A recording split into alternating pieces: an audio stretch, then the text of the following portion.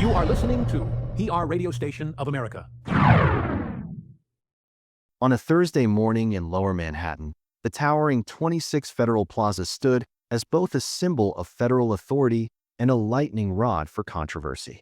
The building, home to immigration courts, the FBI's New York field office, and other agencies, had become ground zero for anger over U.S. immigration enforcement. In recent months, reports of overcrowded holding cells, foul odors, and detainees left without basic necessities had circulated through advocacy groups and leaked into the press. Tensions had been building, and this morning those tensions were about to erupt. By mid-morning, a crowd began to gather outside the building.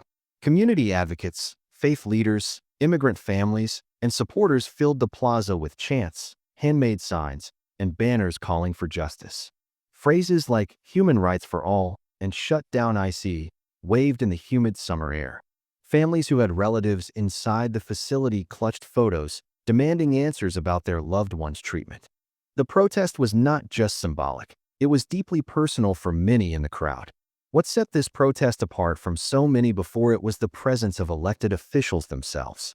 The city's comptroller, Brad Lander, stood at the front alongside public advocate Jumaane Williams, state senators Julia Salazar and Jabari Brisport, and city council member Tiffany Caban. They were not there as distant policymakers, but as visible, physical participants ready to stand shoulder to shoulder with the public. Their presence sent a message. If IC would not open the doors, elected leaders would demand entry themselves. The timing was deliberate. Just the day before, U.S.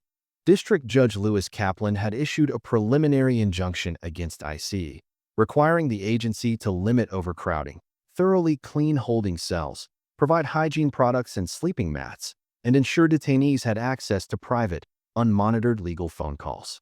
Advocates argued that IC was already failing to comply. The politicians arrived determined to check the facility firsthand, treating the plaza not as a protest site, but as a place of official oversight. The air buzzed with anticipation. Would federal authorities allow them to inspect, or would confrontation follow?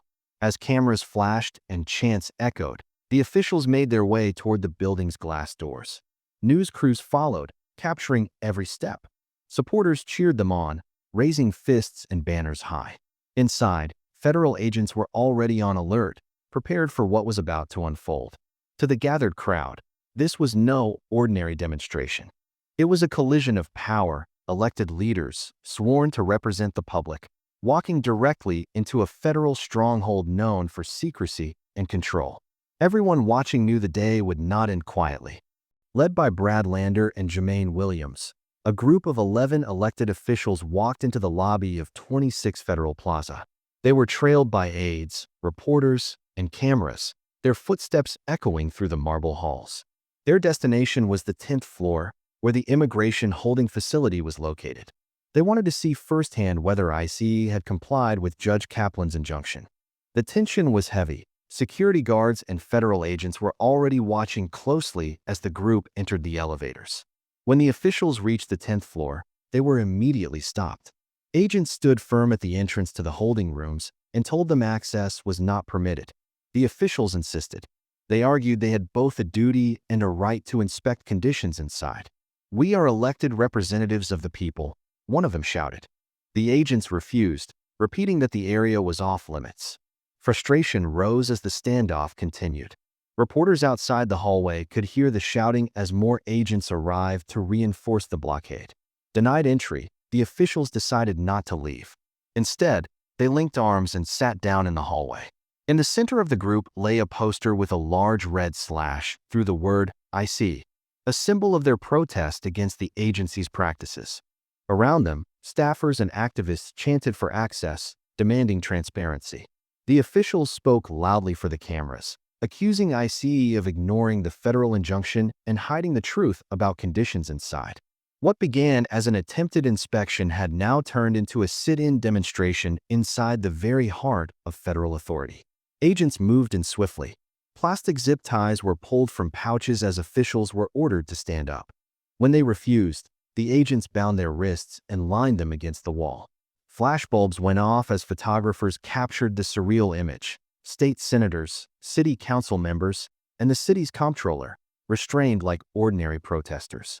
The officials remained defiant, shouting to reporters as they were led away. One of them yelled, "This is what they are doing to people inside these rooms every single day."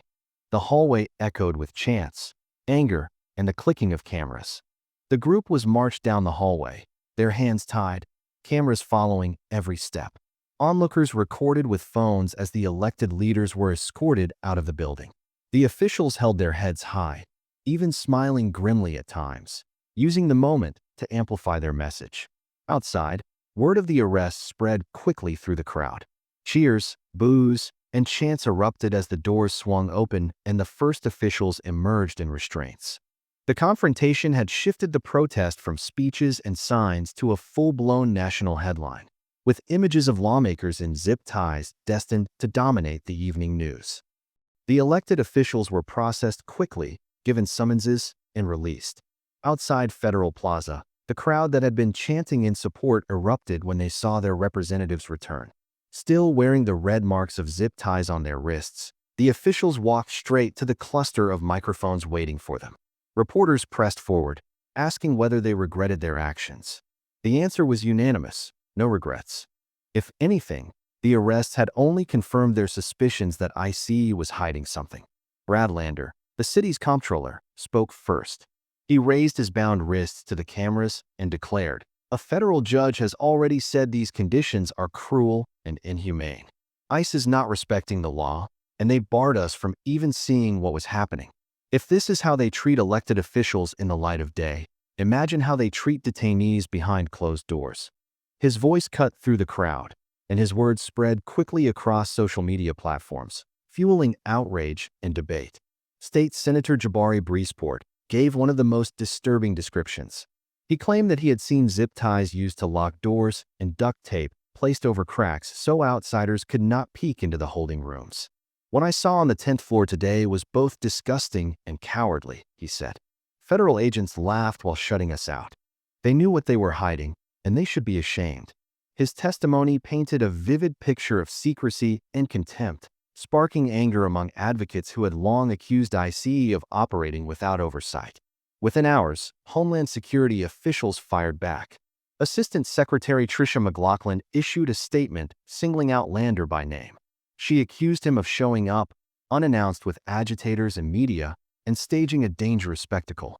Another day, another sanctuary politician pulling a stunt for 15 minutes of fame, she said. Their actions endangered DHS personnel and detainees. Federal authorities framed the sit-in as reckless political theater, while the arrested officials insisted it was a necessary act of accountability. The clash of narratives played out across television screens and news feeds nationwide.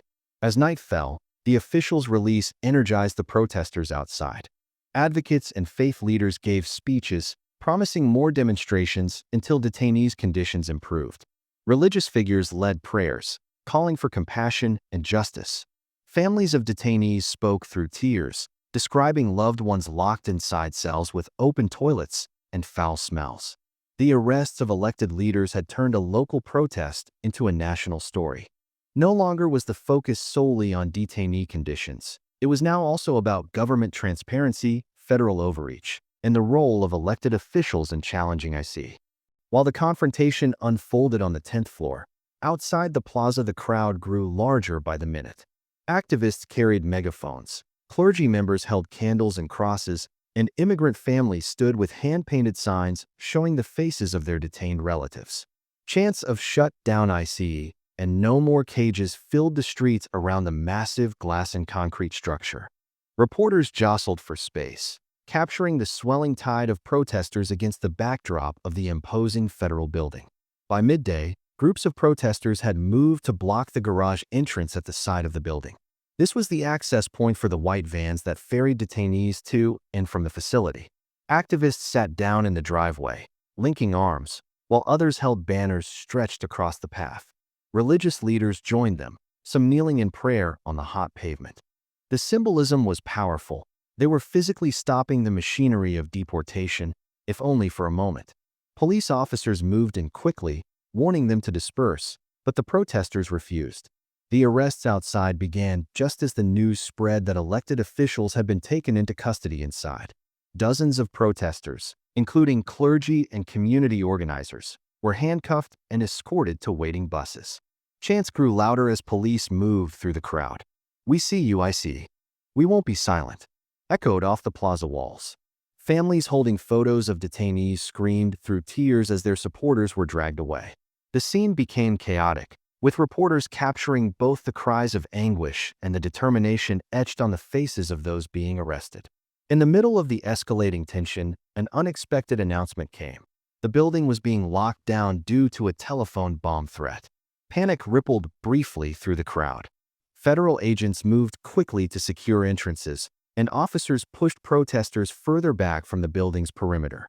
Some demonstrators shouted that the lockdown was just another excuse to suppress oversight and silence dissent. Whether real or a hoax, the bomb threat heightened the sense of crisis, turning an already tense protest into something that felt like a standoff. As night approached, the plaza was bathed in police lights. Protesters regrouped across the street, chanting into the night sky, refusing to leave despite the mass arrests and the lockdown. On social media, images of politicians in zip ties and clergy members dragged off by police spread rapidly, sparking outrage and heated debate. For supporters, this was proof that IC operated in secrecy and cruelty. For critics, it was an example of politicians playing to the cameras. Federal Plaza had become a stage where two visions of America clashed openly, one demanding compassion and oversight, the other defending enforcement and authority. At the heart of the protest was a decision made only the day before. U.S. District Judge Lewis Kaplan had issued a preliminary injunction requiring IC to improve conditions at the Manhattan holding facility. The order demanded that detainees be given adequate space, that cells be thoroughly cleaned 3 times a day, and that detainees receive soap, towels, toothbrushes, toothpaste, toilet paper, and feminine hygiene products. The injunction also guaranteed detainees access to confidential, unmonitored legal phone calls. It was a landmark order, born out of lawsuits filed by civil rights groups who described the holding rooms as overcrowded, filthy, and degrading. Court documents revealed harrowing details. Detainees described being forced to eat inedible slop, surviving in rooms with open toilets, and enduring a horrific stench of sweat, urine, and feces. They spoke of being denied medical care, of sleeping on concrete floors without mats, and of being shuffled between overcrowded spaces like cattle. The lawsuits painted a picture of systemic neglect, arguing that IC had ignored its duty to provide even the most basic standards of care. The judge's injunction was clear: compliance was not optional. Yet the protests showed that activists and elected officials believed IC was already defying the order. After the arrests, the battle extended from the streets into the court of public opinion. Federal officials framed the protests as reckless stunts.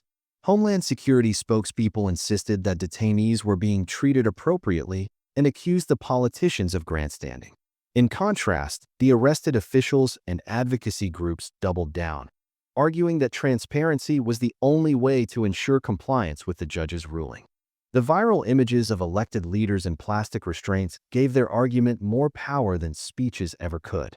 Overnight, the story spread across the nation, fueling debate about immigration enforcement and human rights. Civil rights organizations vowed to return to court, armed with fresh evidence from the protest. Lawyers announced plans to push for stricter oversight and independent inspections of the facility. Activists promised more demonstrations, pledging that they would not stop until detainees were treated with dignity. Federal Plaza had become not just a location, but a symbol, a flashpoint in the broader struggle over how the United States treats immigrants. Politicians hinted at new legislation to demand accountability, while IC prepared for the possibility of more public scrutiny. As the night settled over New York, protesters continued to chant across from the lockdown building. Inside, detainees remained unseen, their voices silenced behind closed doors. Outside, the arrests of lawmakers and community leaders had turned the day's protest into a national story. The clash at Federal Plaza was about more than one building or one city.